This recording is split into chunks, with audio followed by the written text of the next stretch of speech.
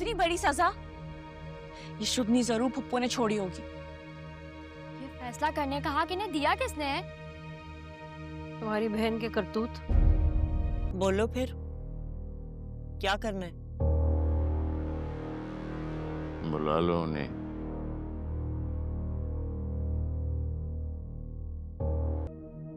काका साहब, मैं दोबारा नहीं मरना चाहता। और वैसे ही परदेसी लोग हैं, जल्दी जल्दी में कर लेते हैं वहाँ मुख्तसर लोगों में। वहाँ कहीं पहाड़ों में डेस्टिनेशन वेडिंग जो होती है। ना ना ना ना, इसकी जरूरत ही नहीं है।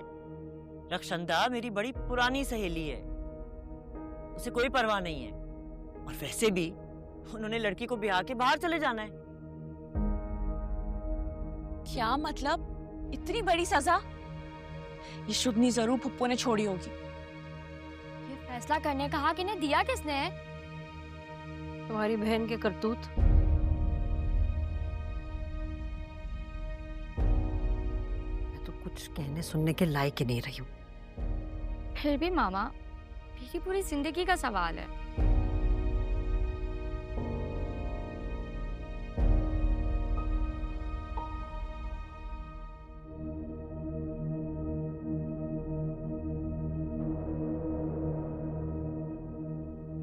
ले जी काका जी आ गई। काका साहब आपने बुलाया था? सायका, तुम्हें पता तो होगा कि क्यों बुलवाया है। बैठो। इस घर की दीवारों के कान तो उसी दिन बन गए थे जिस दिन तुम दोनों भावजे ब्याह के आई थी यहाँ। अब इसका क्या कर सकते हैं शाहताज कि हम तुम्हारा कभी ना खत्म होने वाला गम बनकर रह गए।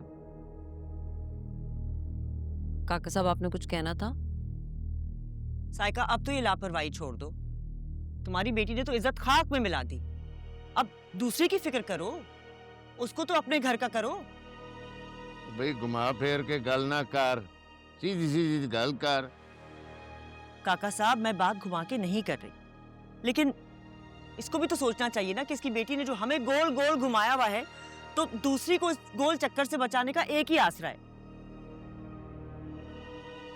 ताज ने अपनी सहेली रुशंदा से सारा के रिश्ते की बात की है।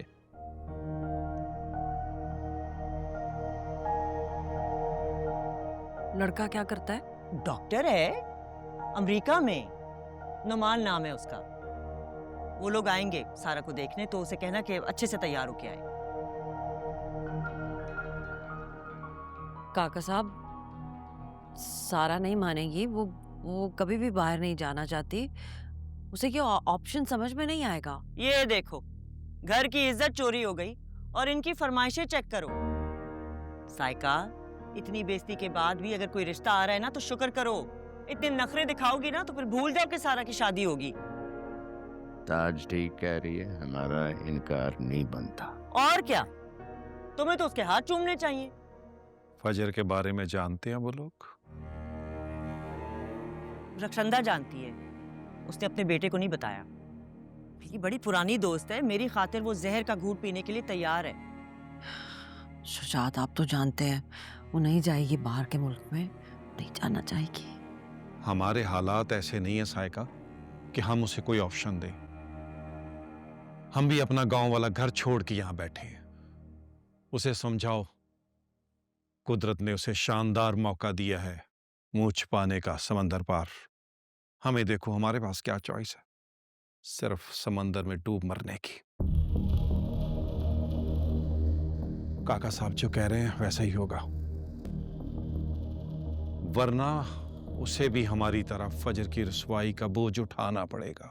मगर शुजात, बात तुम्हें यहाँ पूछने के लिए नहीं, सिर्फ इन्फॉर्म करने के लिए बुलाया था। या मेहमानदारी का इंतजाम करो।